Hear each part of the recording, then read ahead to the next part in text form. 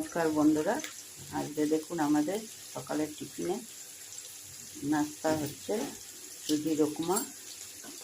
আপনারাও সকালবেলা এই সুজির উপমাটা করতে পারেন, খুব খেতে টেস্টি হয়, খেতেও ভালো লাগে। সুজিটাকে দেখুন একদম শুকনো খোলায় হালকা করে ভেজে নিয়েছি।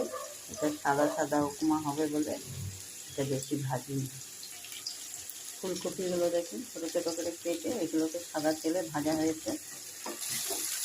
সেই তেলটার মধ্যে শুকনো লঙ্কা, সর্ষে আর কারি পাতা ফোড়ন দিয়ে ওর মধ্যে আলু, ছোটো ছোটো করে আলু কেটে আর ক্যাপসিকাম আর গাজর দিয়ে ভাজা হচ্ছে। দেখুন ওই সবজিগুলো ভাজা হয়ে গেছে, এর মধ্যে আমি সুজিটা দিয়ে দিচ্ছি। সুজিটা দিয়ে এখন নাড়াচাড়া করবো, তারপরে আবার দেখাচ্ছি।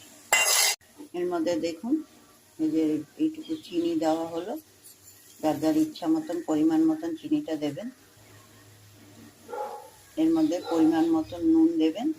নুনটা বেশি লাগে না, এটা একটু মিষ্টি মিষ্টি হয় বলে নুনটা একটু কম দিলেই ভালো।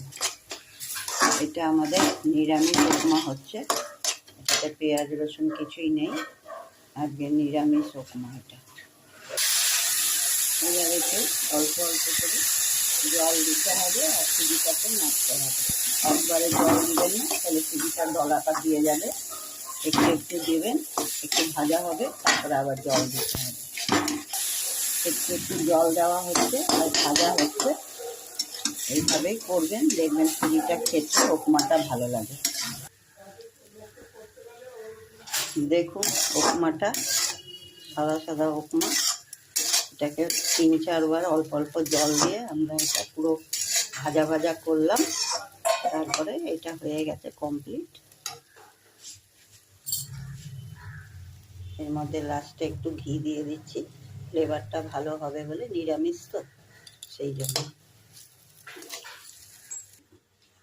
দেখুন সবজি দিয়ে নিরামিষ উপমা। পছন্দ হলে লাইক, শেয়ার, সাবস্ক্রাইব করবেন।